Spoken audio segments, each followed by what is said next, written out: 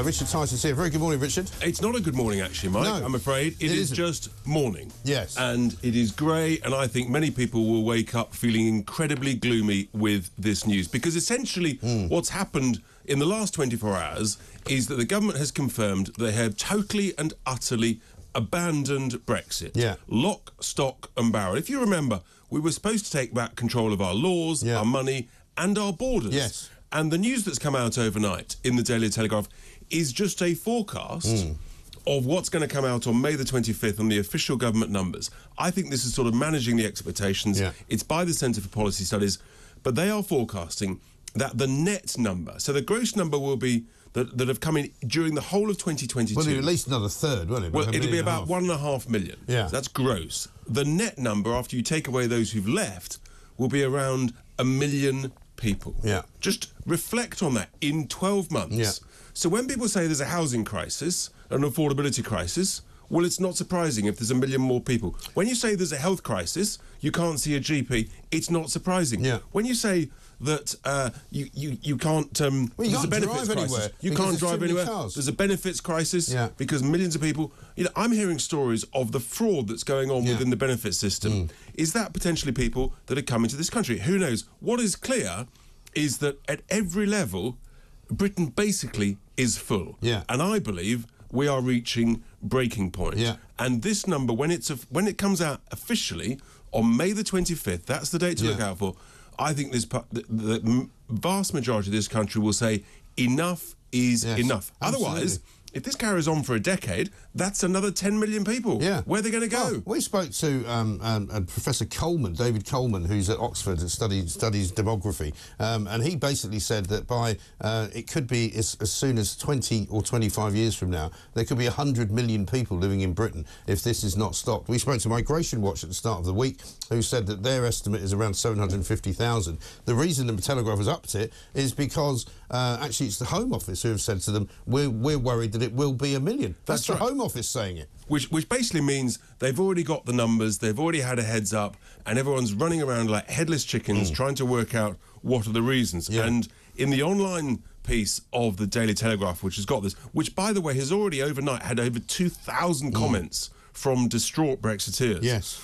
What becomes clear is the quantity of dependence of students and people coming here to work. So, for example, there's almost 490,000 students are believed to have come here in 2022, together with an additional 135,000 dependents. Right. If you're coming here as a student, why do you need any dependent at all? Exactly. You're coming here to study. Coming here to study for 3 years, there or thereabouts. There or thereabouts. You do the 3 years, you go home. But here's the thing, you don't, because actually under the rules, after you've done a degree here, you can stay and work here for 2 years. And at the end of that 2-year period, you can legally apply for a skilled worker visa, and then you're here forever. Yeah. So these are absolute nonsense. These numbers are now basically they are bedded in, they are effectively permanent, and it's utterly excuse me for asking, but under which Conservative Party manifesto did we give them permission to do this, right? Because every Conservatives are supposed to be tough on immigration. Instead, they're inviting the world to come and live here. Every single Conservative Party manifesto since 2010,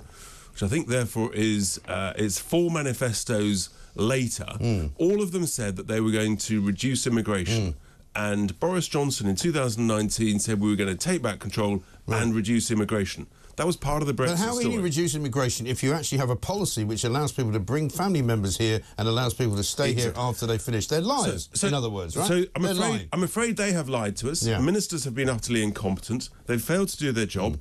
They've failed to instruct the civil servants who welcome all of this.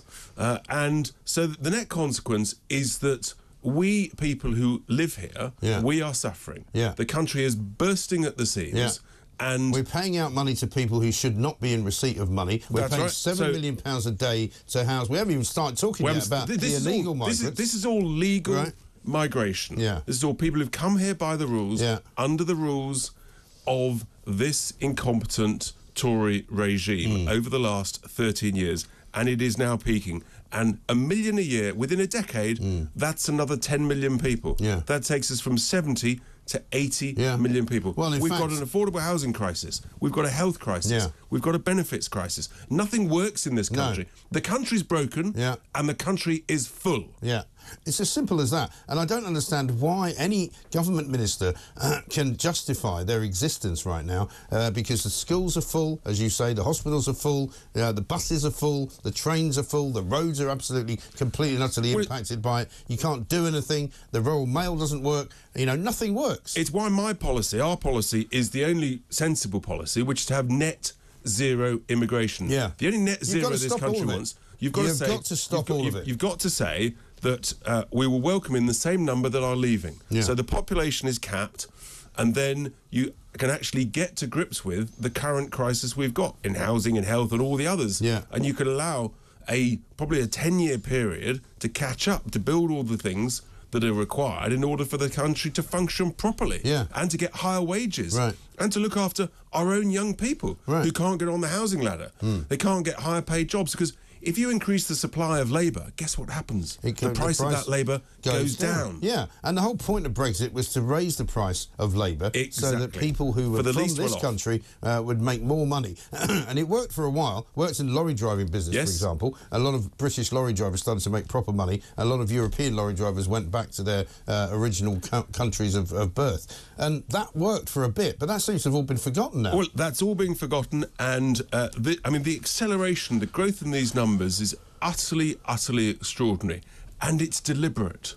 It's deliberate by this Conservative regime and this civil service regime, who seem to think that if they increase the numbers, then that might help the overall GDP go up, but it doesn't help GDP per head, per capita, and the place doesn't work. But isn't that an entire shibboleth? Because they're basing an entire sort of immigration policy on an economic lie. Because you bring loads and loads of people into the country, it doesn't increase the GDP. Exactly. Because we end up paying them more money than they bring in. Which the chair of the Office of Budget Responsibility admitted that actually net immigration did not increase people's wealth per head. He admitted that a few weeks ago. It had very little coverage, but is one of the most significant statements by a government official, frankly, in the last decade, because it has exposed the lie that has been permeated by so many people on the left, so many of these sort of centrists, so many of these pro-immigration people, so many of the remoters, the globalists, the elite. The people who say, you know, why is it also that if we have a global economy, if we have a situation where everybody can go anywhere, why are they all coming here? Well, and we're not going anywhere. Because the country used to work. It used to be an attractive place to come to. But they also know that actually we've got, in many areas, we're over-generous. We've got a health policy which is over-generous to those who come here and don't have to pay for it. We've got a benefits policy which is over-generous and not challenging people. You know what? If you can work, you should work. There's no such thing as a free lunch. Well, you see, I don't think many people are coming here not to work. I think they're coming here to work, yes, but they're coming here to work in the black economy. They're coming here to work in a place where they don't pay any tax. They're coming here to get rich compared to where they come from. But at the end of the day, we're getting absolutely no benefit from it. You know, the idea that all these Ramonas wander about Chiswick and go, oh, isn't it great? There's a nice Lebanese restaurant there full of people from Lebanon. Well, that's great. But how many of them are paying tax? How much of our money is actually being recovered into the economy? And what about all these illegal migrants who we haven't even mentioned yet, who are costing us £7 million a day? It's unbelievable. And the real proof is in the pudding of the latest GDP figures that have come out today. And some people are expressing excitement. Wow, in the first quarter of 2023, the economy's grown by 0.1%. Brilliant. That's basically flat. But in March, it fell by 0.3%. So as we get ever more people, things don't work, and actually the economy is at best flatlining or going down. And the Tories are celebrating the fact that it might have gone up by 0.1%. That's not growth. No. That's a flatlining, recessionary catastrophe. And the other problem that we'll mention is the fact that 650,000 people basically quit their jobs during the COVID pandemic and haven't been back to the economy since. It's even worse than that. There's 1.5 million more people on out-of-work benefits than pre-COVID. That's where the labour force has gone. And instead of getting them back to work, the government and big businesses, the multinationals, they've just imported in 2022 net 1 million people. That's what's happened. And nothing's going to change this year. You can be sure of that. So that'll be another million this year. And so it goes on. Where are they going to go? Where are they going to live, Mike? Yeah. The queue for the doctors is going to get longer, I'm afraid.